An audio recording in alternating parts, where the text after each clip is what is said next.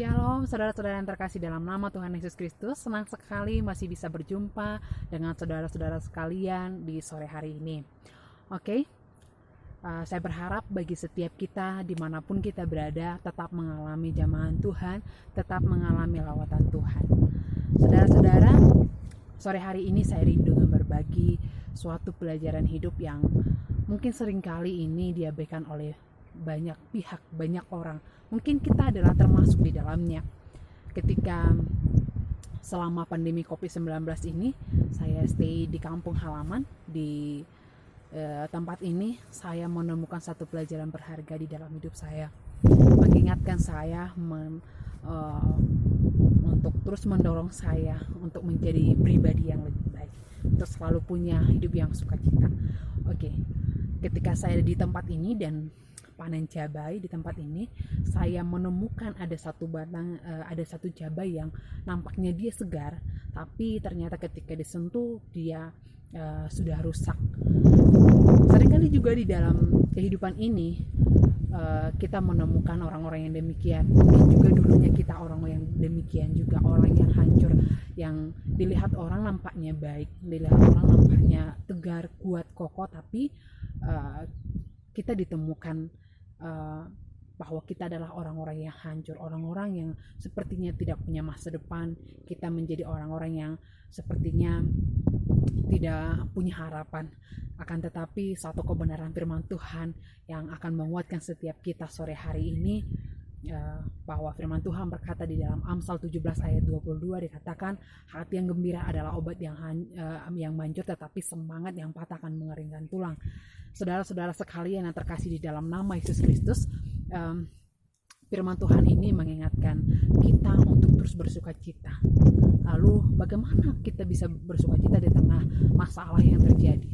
Bahkan di tengah pandemi COVID-19 ini saya mengalami PHK. Bahkan di tengah pandemi COVID-19 ini keuangan begitu sulit dan tidak bisa memberi nafkah untuk anak-anak. Uang kuliah rasanya sepertinya tidak ada jalan keluar. Uang sekolah demikian, bahkan keperluan setiap hari sepertinya tidak ada solusi untuk itu. Tapi percayalah saudara-saudara sekalian, ketika kita punya iman kepada Kristus, kepada Yesus yang adalah Tuhan dan Juru Selamat, saya yakin bahwa hati yang gembira itu akan kita miliki. Sebab Dia adalah damai sejahtera. Tidak dapat ditemukan damai yang sejati di dalam diri orang lain, di dalam diri siapapun selain di dalam Kristus. Saudara bisa bahagia karena punya teman-teman yang lain yang bisa membuat saudara tersenyum, yang bisa membuat saudara tertawa. Saudara bisa mungkin tertawa karena musik atau karena hal-hal lain, tapi itu sifatnya sementara. Tapi ketika saudara mengalami perjumpaan pribadi dengan Yesus, dan Anda mengakui Dia sebagai Tuhan dan Juru Selamat, percayalah bahwa setiap hari hidup Anda akan dipenuhi dengan hati yang gembira. Artinya setiap hari kita akan dibaharui di dalam Kristus, dan kita akan mengalami perubahan-perubahan mindset di dalam Kristus, sehingga itu yang akan mendorong kita terus berharap kepada Tuhan. Itu yang mendorong kita untuk selalu punya sukacita di dalam Kristus. Karena apa? Sukacita karena pengharapan di dalam Tuhan. Sukacita karena selalu ada pengharapan di dalam Kristus, di dalam hal apapun itu. Oke, saudara yang terkasih dalam nama Tuhan Yesus, jika saudara menemukan diri Anda adalah pribadi yang hancur saat ini, yang sepertinya tidak punya masa depan, saya mau bilang saat ini ambillah komitmen kepada Tuhan. Jika engkau sampai hari ini juga ragu bahwa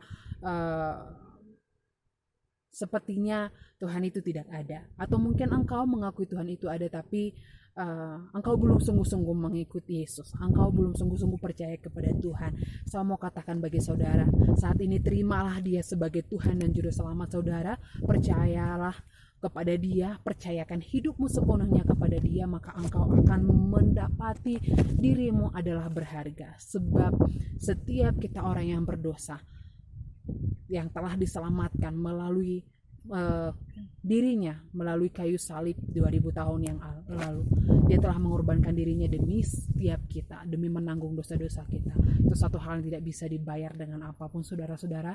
Jadi percayakanlah hidup Anda kepada Yesus yang adalah Tuhan dan Juru Selamat.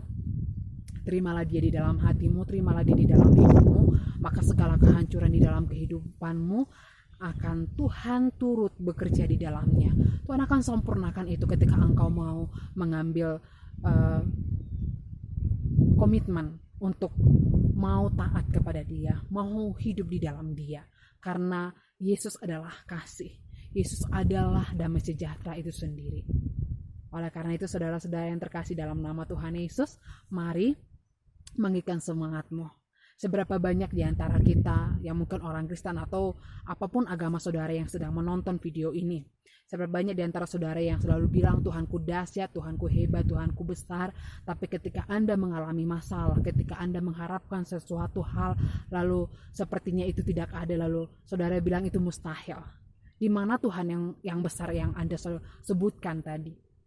Di mana iman saudara yang mengatakan bahwa Tuhanku hebat, Tuhanku dahsyat, sanggup melakukan apapun dalam hidup saudara?